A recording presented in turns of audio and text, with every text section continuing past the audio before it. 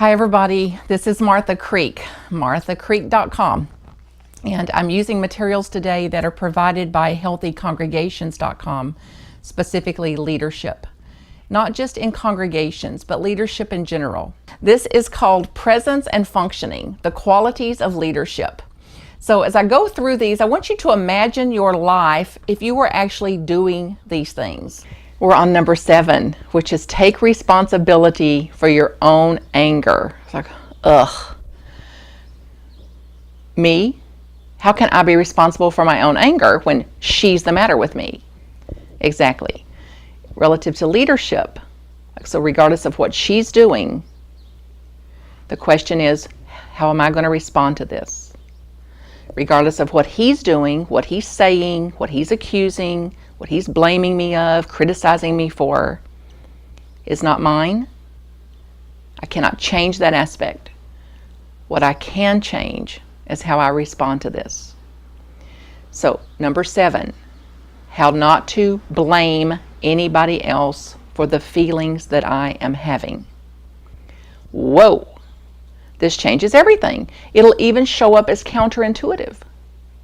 Because since we've been 3, 4, 5 years old, we have blamed whoever was in our field for sadness, despair, upset, being afraid. We looked to them and gave them responsibility for the shape we were in. Normal, little kids didn't know this. We expected our parents to protect us, to provide for us, to take responsibility for our feelings, to soothe us when we had upset feelings. It's just that 3 and 4-year-old in us is still running the show. So this means that now I've grown up. Whoa! My maturity depends on me taking responsibility for my own emotions and no longer blaming anybody else for my stress, my upset, my sadness, or anything else. So, what would stop you from taking responsibility for your own emotions? What are the consequences to you if you continue to blame somebody else for your emotions?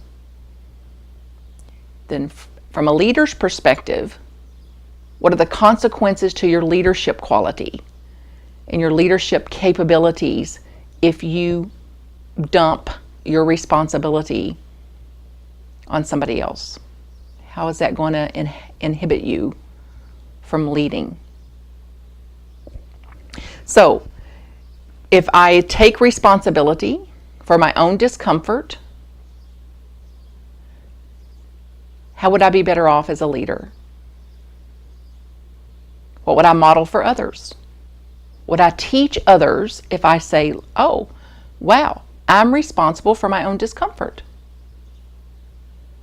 Then naturally I'm going to expect others and believe that others can and model for others how to assume responsibilities for their own emotions, their own discomfort, and how to then restore themselves as I'm able to do it and able to model that for others.